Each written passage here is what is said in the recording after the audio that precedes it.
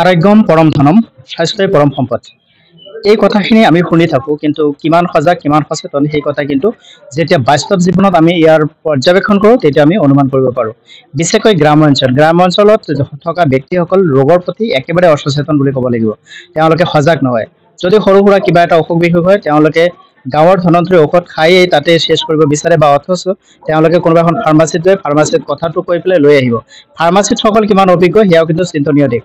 বিনা ডক্টৰৰ প্ৰেছক্ৰিপশ্যনত আমি ঔষধ ল'ব নালাগে, খাব নালাগে। এয়া কৰিলে আমাৰ নিজৰ কাৰণে হানিকৰ হয়। এই কথাবিলাক আমাৰ গ্ৰাম্য অঞ্চলৰ মানুহখিনিয়ে খুব কমকৈ বুজি পায়। আৰু বিশেষকৈ উন্নত মানৰ চিকিৎসালয়ত দক্ষ চিকিৎসকৰ পৰামৰ্শ আৰু চিকিৎসাত তেখেতসকলে ৰোগমুক্ত হোৱাৰ যিটো সম্ভাৱনা সেই সম্ভাৱনাটো খুবেই ক্ষীণ থাকে, কাৰণ গ্ৰাম্য অঞ্চলত সোমাই পেলাই তেখেতসকলৰ এই যিটো লিংক আপ সেই লিংক আপ তেওঁলোকে নাপায়। গতিকে এনেকুৱা সজাগ সচেতন আৰু সজাগতা শিবিৰৰ মাজেৰে ইয়াক কৰিবলৈ সম্ভৱ। আজি আমাৰ টংলাৰ গোবিন্দবাৰী মন্দিৰ প্ৰাংগণত আমাৰ কালাৰ নৰ্থ ইষ্ট হেল্পিং এণ্ড এছ'চিয়েশ্যনৰ উদ্যোগত যি এক স্বাস্থ্য শিবিৰ ইয়াতে অনুষ্ঠিত কৰা হ'ল। IUKD, Dhekiajuli eye hospital, new life medical, helping hand health care centre, প্ৰতিটো অনুষ্ঠানে ইয়াতে যিধৰণে সহযোগিতা কৰিলে আৰু শতাধিক লোকক যিধৰণে আজি চিকিৎসা সেৱাৰ লগতে কেনেদৰেনো ৰোগমুক্ত হৈ থাকিব পাৰি। মই সদায় কওঁ যে হস্পিটেললৈ গৈ ডক্টৰক দেখুৱাই ঔষধ খাই সুস্থ হোৱাৰ কথা চিন্তা কৰাতকৈ কেনেদৰে সুস্থ হৈ থাকিব পাৰোঁ যাতে হস্পিটেল যাব নালাগে, সেই হিচাপে মানুহ সজাগ সচেতন হোৱাটো খুবেই জৰুৰী। আৰু তেনে ক্ষেত্ৰত আজি আমি সেই বাৰ্তাটোকে দিব খুজিছোঁ যে জীৱন আপোনাৰ, চিন্তা আপুনি কৰিব লাগিব। স্বাস্থ্য আপোনাৰ, স্বাস্থ্য সুৰক্ষিত কৰি ৰখাৰ দায়িত্বও আপোনাৰ, মন আপোনাৰ। গতিকে সুচিন্তাৰে কেনেদৰে নিজক গঢ়িব সেই চিন্তাও আপোনাৰ। গতিকে এই সকলোবিলাক কথা আমি প্ৰত্যেকে বুজি পাব লাগে। কেৱল খোৱা লোৱা পিন্ধন উৰণৰ মাজত নিজক ব্যস্ত ৰাখিব নালাগে, তাৰ মাজত নিজৰ শৰীৰটোক সময় দিব লাগে, নিজৰ মনটোক সময় দিব লাগে, নিজৰ পৰিয়ালক সময় দিব লাগে, সকলোৰে লগত ভাৱ বিনিময় কৰিব লাগে। আৰু কাৰোবাৰ যদি কিবা অভাৱ অভিযোগ অসুবিধা আছে সেইখিনি আলোচনাৰ মাজেৰে ক'ত গ'লে নিৰাময় পাব পাৰোঁ খুব সোনকালে, তাৰ কাৰণে মানুহ প্ৰত্যেকে চিন্তা কৰি আগবাঢ়িব লাগে। এনেধৰণৰ সজাগতা সভাবিলাকৰ যোগেদি এই কথাবিলাক আমি অৱগত কৰাবলৈ প্ৰয়াস কৰোঁ। আৰু আজি যিটো অনুষ্ঠান ইয়াত কৰা গৈছে, আমি ভাবোঁ 100জন মানুহ যদি ইয়াত আহিছে তেনেহ'লে প্ৰত্যেকগৰাকী মানুহ যদি 2জন বা 3জন মানুহক এই বাৰ্তাটো দিয়ে তেনেহ'লে খুব শীঘ্ৰেই এই অঞ্চলটো এটা প্ৰসাৰতা লাভ কৰিব। আৰু অনাগত দিনত এনেকুৱা স্বাস্থ্য শিবিৰৰ যোগেদি আমি প্ৰত্যেকৰে সুস্বাস্থ্যৱান হোৱাৰ প্ৰতি আহ্বান জনাম আৰু প্ৰত্যেকে যে নিজৰ স্বাস্থ্যটোক গুৰুত্ব দিয়ে, কাৰণ আপোন ভালে জগত ভাল। আপুনি সুস্থ থাকিলেহে সমাজ সুস্থ হ'ব। গতিকে আহক আমি জীৱন সুখৰ অনুভূতি বিচাৰি এই যাত্ৰা অব্যাহত ৰাখোঁ। সুস্থ জীৱনৰ গৰাকী হওঁ, সুস্থ জীৱনৰ গৰাকী কৰি তোলোঁ। টংলা 3 নম্বৰ ৱাৰ্ডৰ গোবিন্দবাৰীত আয়োজিত স্বাস্থ্য শিবিৰত, আৰু এই স্বাস্থ্য শিবিৰ আমাৰ কালাৰ্ছ অফ নৰ্থ ইষ্ট লগতে হেল্পিং হেণ্ড এই দুটা সংগঠনৰ উদ্যোগত আৰু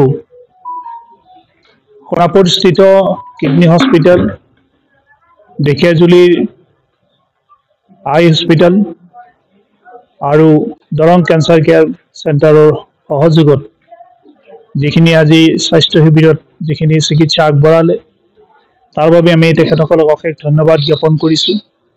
আৰু এনেধৰণৰ স্বাস্থ্য শিবিৰবিলাকে সমাজত আমাৰ ৰোগ নিৰাময়ৰ ক্ষেত্ৰত বিভিন্ন ধৰণৰ ব্যৱস্থা গ্ৰহণ কৰিব পাৰে।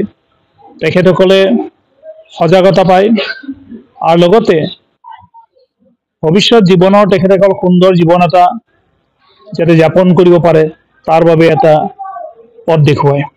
আৰু মই ভাবোঁ এনেকুৱা ধৰণৰ স্বাস্থ্য শিবিৰবিলাকে আমাক সমাজত ৰোগ নিৰাময় কৰাৰ ক্ষেত্ৰত বহুখিনি অৰিহণা আগবঢ়াব। আৰু তাৰ বাবে মই পুনতে আটাইকেইটা সংগঠন, বিশেষভাৱে সোণাপুৰস্থিত আমাৰ কিডনী হস্পিটেল, লগতে ঢেকীয়াজুলিৰ আই হস্পিটেল আৰু লগতে আমাৰ দৰং কেঞ্চাৰ কেয়াৰ চেণ্টাৰ, সকলোকে মই অশেষ ধন্যবাদ জ্ঞাপন কৰিছোঁ। আৰু new life medical centre Bhergaon স্থিত, তেখেতসকলে ইয়াতে আহি আজি ফিজিঅ'থেৰাপিৰ বিভিন্ন চিকিৎসা আগবঢ়াইছে। তেখেতসকলক মই অশেষ ধন্যবাদ জ্ঞাপন কৰিছোঁ। আমি তেখেতসকলৰ প্ৰতি চিৰকৃতজ্ঞ। আৰু মই বিশেষভাৱে ধন্যবাদ জ্ঞাপন কৰিছোঁ আমাৰ যতীন বাবদেৱক। তেখেতৰ যি উদ্যোগত আমি আগবাঢ়ি আছোঁ, আমি লগতে তেখেতৰ উদ্যোগতে এই স্বাস্থ্য শিবিৰটো আয়োজন কৰা হৈছে। তেখেতক অশেষ ধন্যবাদ জ্ঞাপন কৰিছোঁ। ধন্যবাদ। নৰ্থ ইষ্ট অফ কালচাৰ আৰু আমাৰ হেল্পিং হেণ্ডছ NGOৰ সহযোগত, আৰু বিশেষকৈ আমাৰ ঢেকীয়াজুলি আই হস্পিটেল, আমাৰ ভেৰগাঁৱৰ যি মানে এই গোটেইখিনি সংস্থাই মিলি আজি আমাৰ টংলা 3 নম্বৰৰ গোবিন্দবাৰী মন্দিৰ প্ৰাংগণত যি আমাৰ স্বাস্থ্য শিবিৰ যি চলালে তেখেতসকলক মই আন্তৰিক অভিনন্দনৰ শুভেচ্ছা জ্ঞাপন কৰিছোঁ। আৰু এই শিবিৰৰ মাধ্যমেৰে বিশেষকৈ মই অনুভৱ কৰিছোঁ, যিখিনি দেখা পাইছোঁ পেচেণ্ট, বহুত দুখীয়া ঘৰৰে পেচেণ্ট আহিছে আৰু এই পেচেণ্টখিনি কি হয় মানে পইচাৰ অভাৱৰ কাৰণে ট্ৰিটমেণ্টৰ পৰা বঞ্চিত হৈ থাকে। আৰু আজি এই ট্ৰিটমেণ্টৰ মাধ্যমেৰে তেখেতসকলৰ বঞ্চিত মানুহখিনি আজি নিজে ট্ৰিটমেণ্ট কৰিব পাৰিলে। আৰু এটা বস্তু ইয়াতে দেখা পাইছোঁ তেখেতসকলৰ মাধ্যমে বেছিভাগ মানে যি পেচেণ্ট আহিছিলে তেখেতসকলক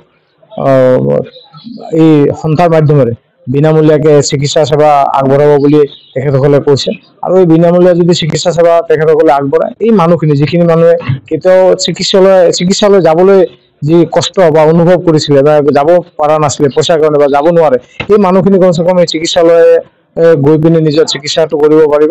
সেইটোৱে যে এটা মেছেজ বা এটা মাধ্যম, এই মাধ্যমটোক মই শলাগ জনাইছোঁ। আৰু বিশেষকৈ NGO বা এই অনুষ্ঠানটোৰ লগত জড়িত যিসকল ব্যক্তি আছে সকলোকে মই আন্তৰিক অভিনন্দন ধন্যবাদ জনাই মোৰ ইয়াত মই সামৰিছোঁ।